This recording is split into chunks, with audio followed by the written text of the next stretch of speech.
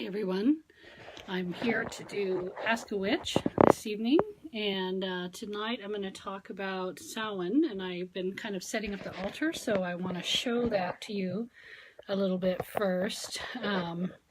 So let me turn the camera around a little bit.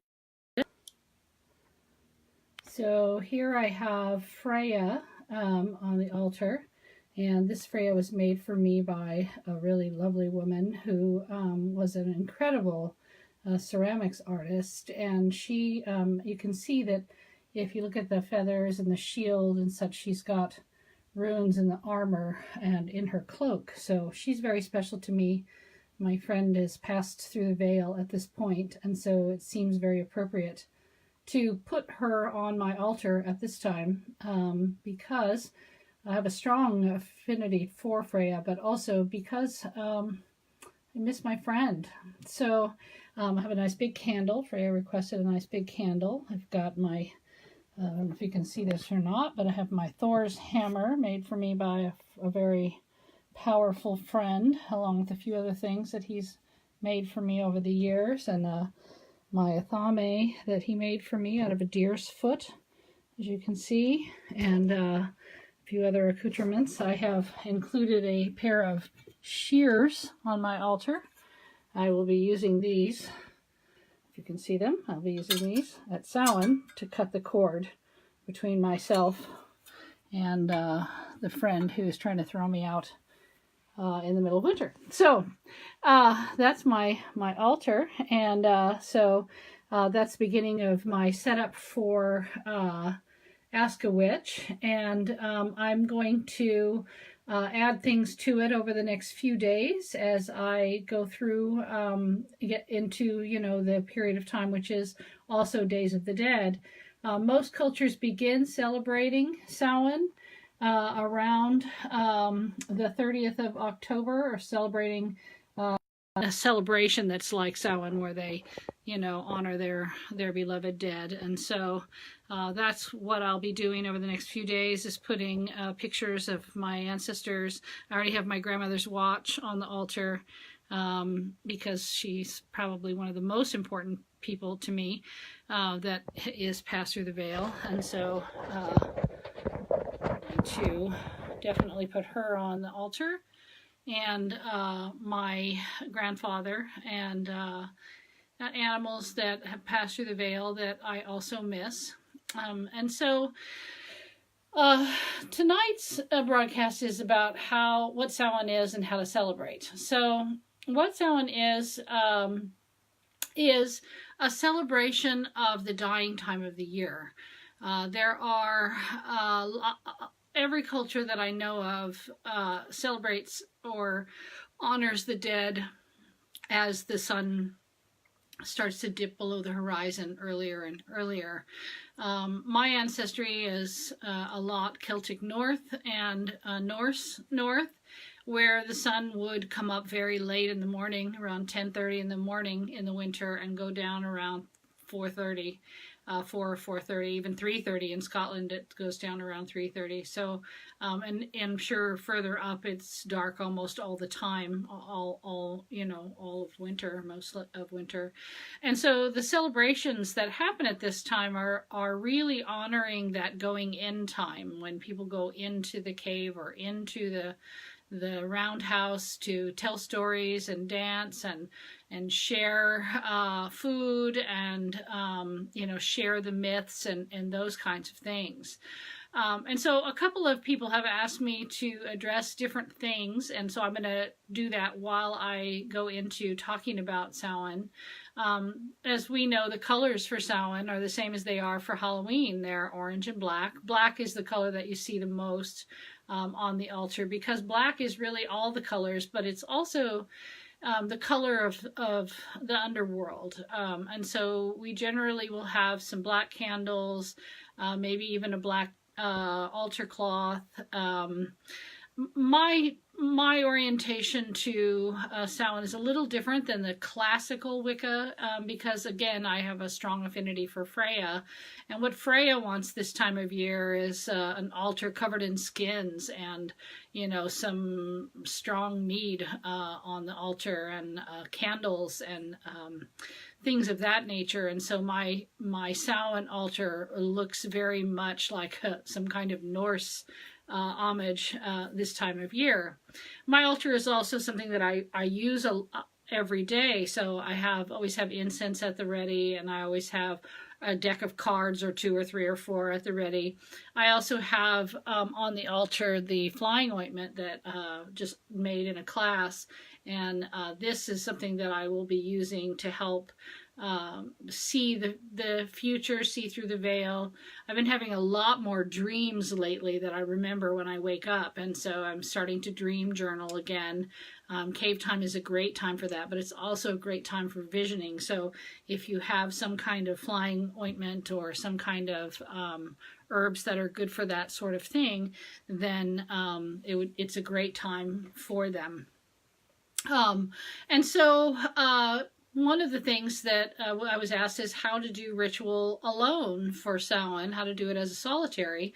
And honestly, for Samhain is, in my opinion, a very solitary kind of holiday. I mean, I've been to a lot of big rituals, but also done Samhain on my own a lot as well. And Samhain is the time for cord cutting. It's a time for releasing things that no longer serve. It's a time for putting to rest things that are dead in your life. And it's a time to start contemplating the next cycle. It's a time to go inward and dream and study and read and vision quest. And so for a person who's doing the ritual alone, some of the things that I've done in the past when I was doing solitary ritual is I would begin my day by carving pumpkins with the elements on elemental symbols on them, earth, air, fire, and water, and put those around where I would be doing my ritual. And then right before dark, I would light a fire in my fire pit or in a cauldron or something like that. And I would write down some things that I was ready to sacrifice to the greater good, to let go, things that no longer serve me, or things that are hurtful, or things that are not mine, and write those down on pieces of paper and offer them up to the fire.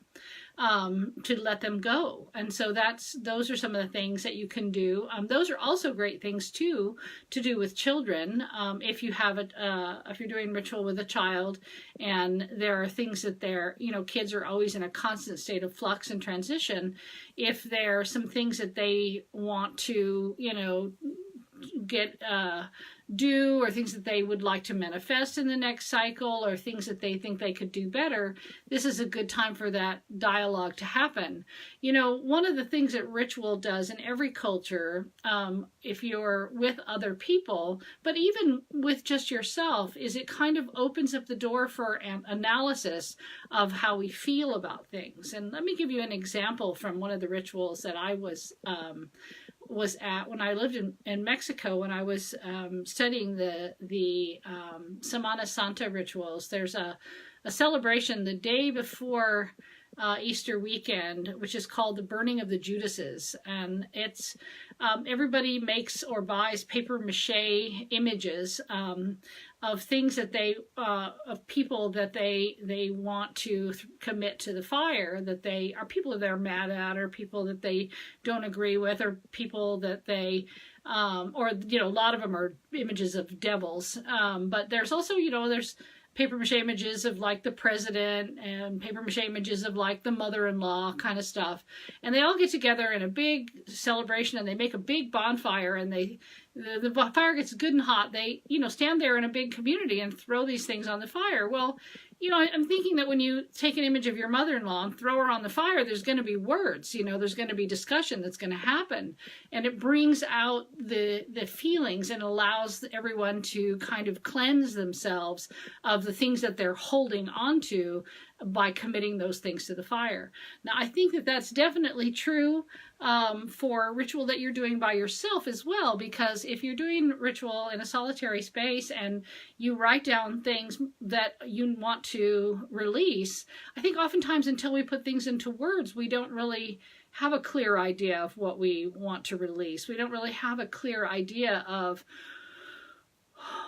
what we're feeling until we articulate it. And so that's one of the things that can be done in a group or can be done alone.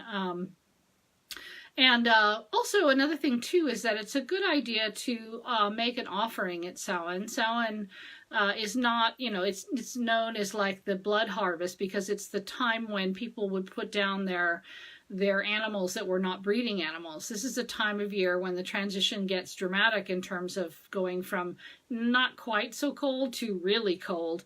And when it gets really cold, your animals eat a lot more. And if you're feeding them from your own food stocks, as people did in the past and still do today, I mean, honestly, it's like the money I spend on feed for my animals is money that I could spend on food for us. But if I have a lot more animals than if I've kept animals that are not breeding or animals that I shouldn't have kept, I'm going to be spending that money on feeding them rather than feeding my family. So it's a real reality check kind of holiday where you realize what you need to cut out of your life and what in order for growth to happen, in order for yourself to move forward. Samhain is a great time to, cut those things away. And so it's a good time for cord cutting ceremonies. It's a good time for burning up things in the fire that no longer serve you. It's a good time for clearing away things that are in the way of your progress. It's a really good time for that. It's also a really good time to pay homage or honor the ancestors. And the ancestors, are those who came before you, but are also with you always. And so it's a good time to put images of those you love that have passed through the veil on your altar. And, it's a good time to offer them sustenance, to come and visit with you. One of the things that they do in Mexico during the Days of the Dead, which starts at tomorrow and goes through the 2nd of November, is they put for children that have passed through the veil, they'll put like toys and sweet drinks and cakes and goodies like that, things that the children loved and enjoyed while they were alive. And for adults, they would put things that they enjoyed when they were alive. Like, if they enjoyed cigars, a cigar would be put on the altar, some whiskey or a glass of wine or whatever it was that they really enjoyed. And their favorite foods would also be put on the altar at that time as well. Because it is believed in really every culture I've ever studied that the spirits, the ancestors, the gods can get energetic sustenance from the things we offer them. And so if we offer them something, put something on the altar, just like we would with gods in India or Indonesia or any other culture where, people do big celebrations to the gods, this is one of those things that people would have done. Even in ancient Celtic tradition, I think people would, offer some food to the community. When we say sacrifice in the West, we don't really understand it very well, I think. And Samhain is definitely a time of sacrifice. We often think of it as something that we would, like if we were going to sacrifice, say, an animal, we would then, let that animal go to the earth. Well, that's something that people do, but it's not something our ancestors ever would have done. Food is too precious, and so the animal would be offered to the gods first, and the gods would take of the animal what they wanted, and then the animal would be cooked and fed to the community. In the same way that we feed the community at Yule, the winter holidays are a lot about eating because it's winter, and whoever has extra food to share, that's going to help your community. So it's a feasting kind of holiday. There are some rituals like Dumb Supper, where what you would do is you would set a table with plates for the living and also plates in between and place settings for the dead. And when you serve the food, you serve the food to all the guests, yourselves and the living and the dead. And then no one speaks while they eat, because we want to hear what the gods have to say or what the dead have to say. We want to hear them speaking to us from beyond the veil. And if we're talking, then they won't be heard. So the dumb supper is also something that we do to feed the dead and honor the dead and give them a voice again. And so water is another thing. A lot of traditions suggest that water should be offered to the dead. The dead can always benefit from gifts of water and food and flowers and things like that. In Mexico at this time, the marigolds are put out on the ground as kind of like a runway for the dead. It's like a pathway, and they put them out in pathways and on graves, along with lots and lots of candles to help the dead find their way back to their families for a few days. And it's viewed as a time when the family can visit and share food and you know, enjoy each other's company. In the West, we don't really do that as much, although when we celebrate Halloween, often what we do with Halloween is, you know, we have a big party and we go around and we, you know, say trick or treat and get candy, but it's still sort of like, it's like a hollow image of the sacrifice. It's like this, you know, give me candy or I'll play a trick on you, which is definitely kind of the energy, but I think people have lost the depth to that. And I do know that trick-or-treating was brought into American culture in the 50s because Halloween was a holiday that people celebrated, but it was still kind of a lot about ancestors, but a lot of those ties had been broken, and so it became a lot about vandalism. And our American government decided that if we instituted things like trick-or-treat, that would keep the kids busy and they would be out getting candy instead of spray painting the neighbor's house or toilet papering the car. So trick-or-treating is not an old tradition, but Halloween actually is kind of a whitewash of Samhain. And Samhain is about death. It's about going into the underworld, going into the cave, honoring the dead, spending some time with them. In one of the communities that I was a part of for a long time, we would do a ritual in the fairy circle to call forward the fairies of the dark time of the year to celebrate with us. And then we would go over the West Bridge into the underworld, and the East Bridge, the water bridge, and we would have a person representing death there who would take an offering as you crossed over the bridge to go into the underworld to spend time with your dead. And I remember one year I was asked if I would stand in as death, and so I did so, and people gave me all kinds of interesting things. I was given you know, coins and money, but food and marijuana buds and all kinds of things, because, you know, I guess death wants to get high too. But I thought it was really interesting the things people gave to death as offerings on the way over the bridge. And it was funny because I had a whole bowl of coins the next morning that were sitting on the altar, and somebody asked me what I was going to do with them, and I said I was going to leave them in the circle because I really think it's probably karmically a bad idea to take death's money, and certainly death's pot. That would be a bad idea. So I took all those things and put them by the bridge for death to collect at death's leisure. I'm not sure that death is, I think people always depict death as a male image, but I think the cord cutters in most societies are female, and so I have a different take on that image than I think most people do. But death is a thing that we do face at this time of year. The animals, you know, have to be put down. Some animals die because of the cold. Plants die back. Trees lose all their leaves. Insects die. It is that time of year. It is the dying time of year. And so we're confronted with it. And some cultures dance with it and party with it and celebrate with it. And other cultures deal with it by lighting candles to float down a river in honor of their loved ones. There's lots of different ways of doing this that that honor the ancestors, and that's really what it's about more than anything else, is honoring honoring the dead, honoring our family, honoring those who came before us, who watch over us and who support us as we go forward and wait for us when we pass through death's door at the end.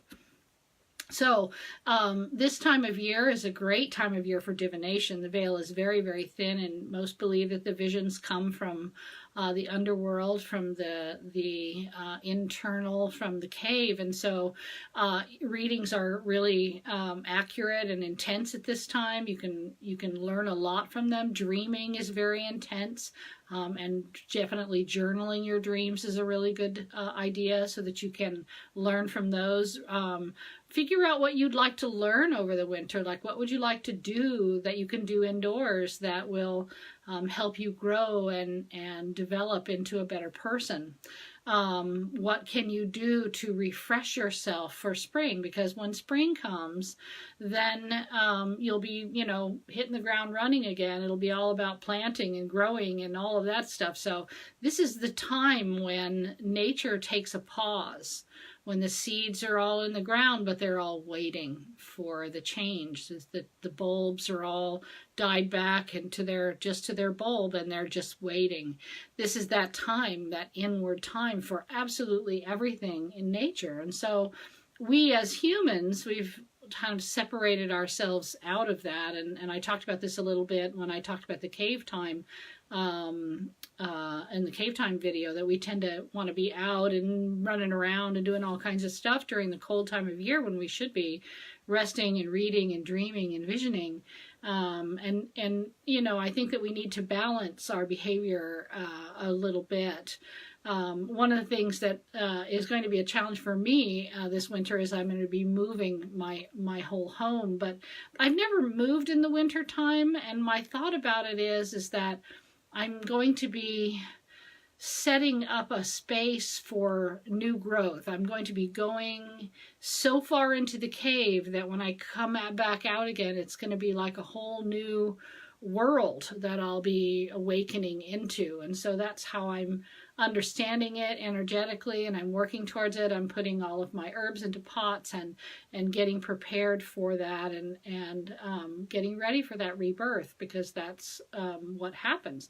Now also Samhain, because it's the beginning of the year, it's the Celtic New Year, it's also a really good time to make wishes, so you can also offer up wishes to the gods and to the ancestors and say, gosh, I wish this could happen for me, or I would like help with this thing. And this is a good time to ask, because they're listening. They can hear you. You're not so busy and out there in the world that you can't connect with them. This is that time when that connection becomes strong.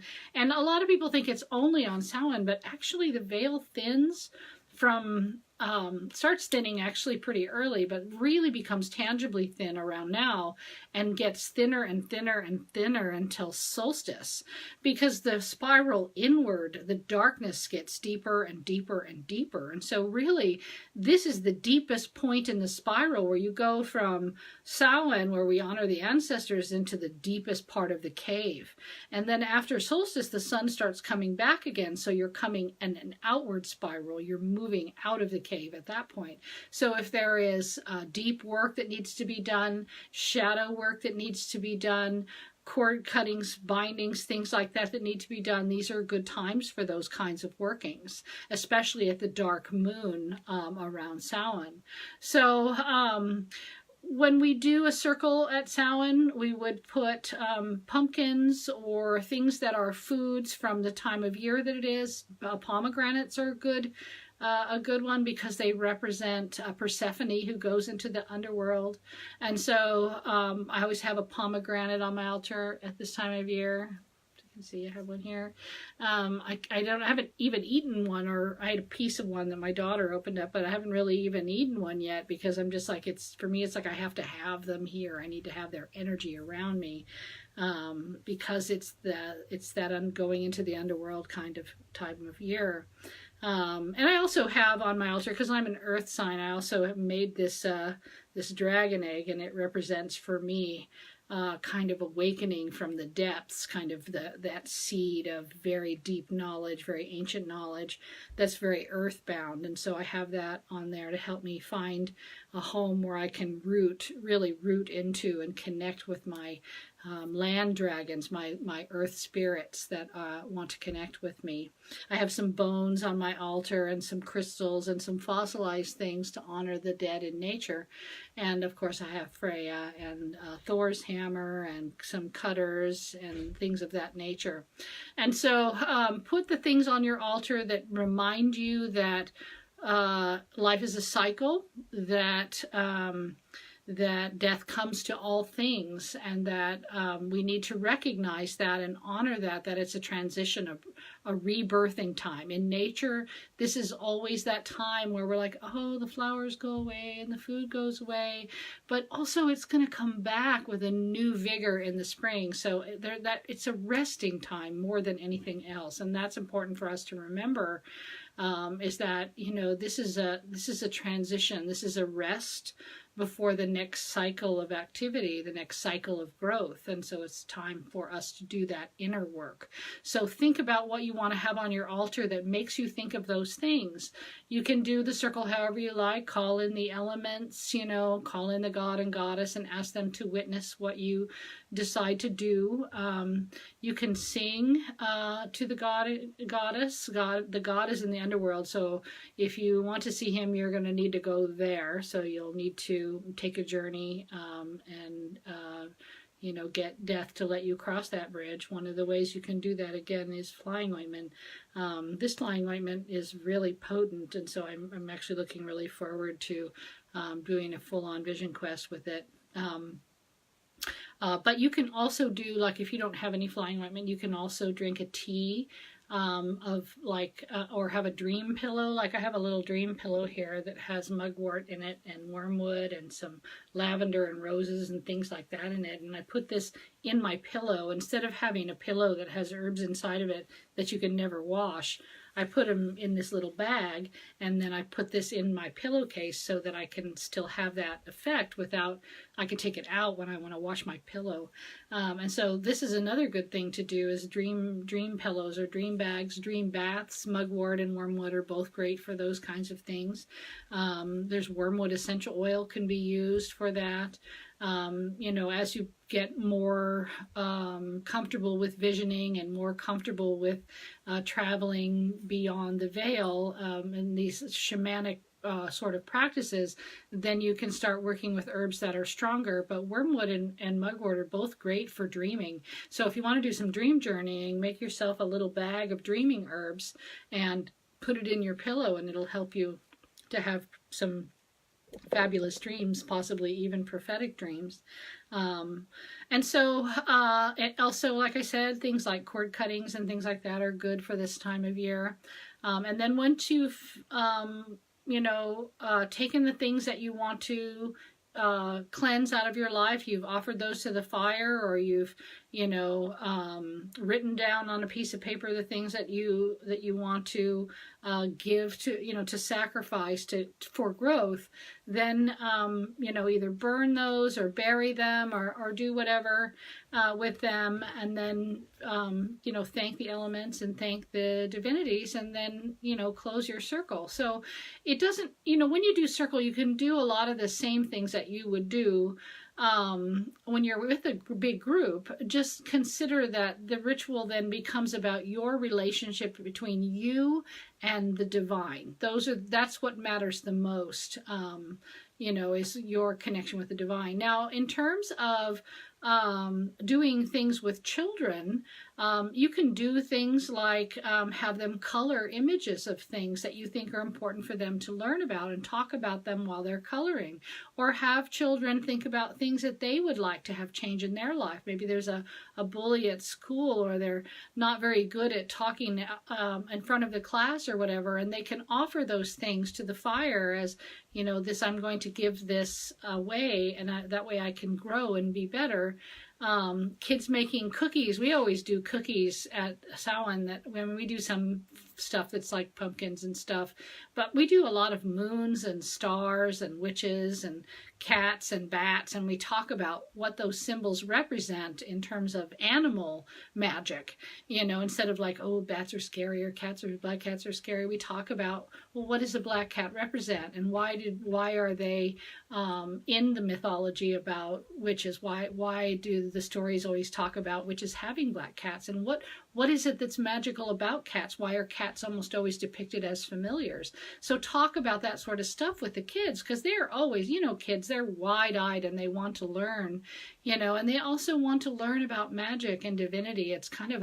It's still so strong in them when they're young, and if there's, someone that they've lost that they want to talk to, or that they want to offer something to, put some flowers on the altar for grandma, or something that she liked to eat. This is a good time to talk about the transitionary nature of death, that death is something that comes to all things, but it isn't an end. It's a cycle of life. Just like in nature, it's always a cycle in life. Things, come back in the spring. Things, feed other things. There's always those things that you can talk about as the cycle of life.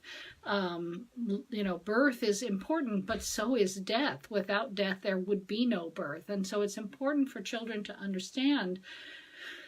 And also, one of the things that we don't do in the West is we don't talk to children about death. And by the time they experience it, they're often shocked and they don't have tools to deal with it or know how to deal with it.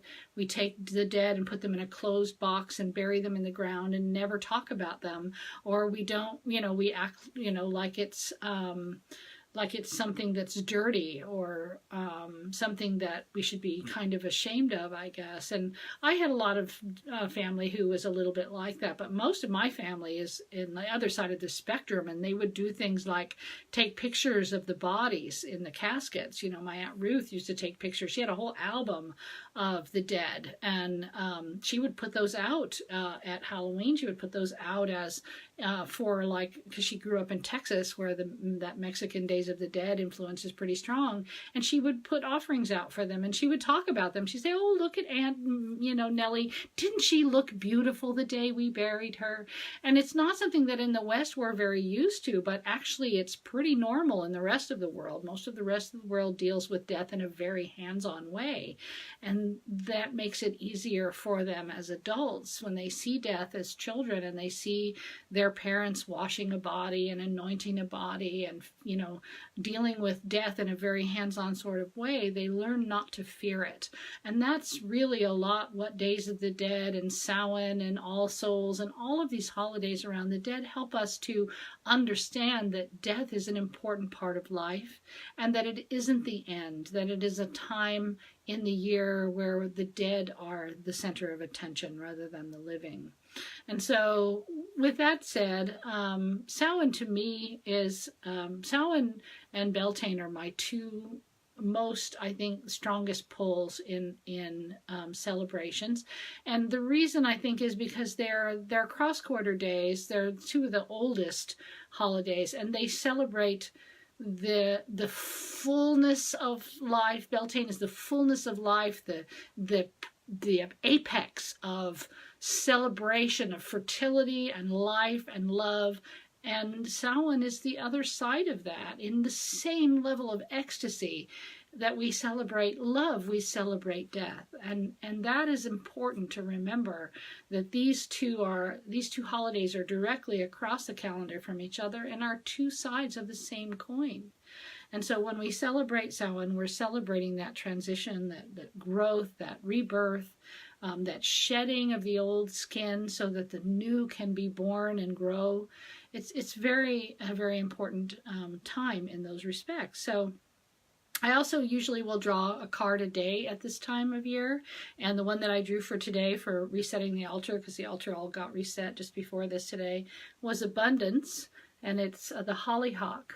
And abundance is about, not just lots and lots of like money or whatever, but it's about lots and lots, like lots of energy, lots of seeds, lots of flowers, lots of the things that that make life full.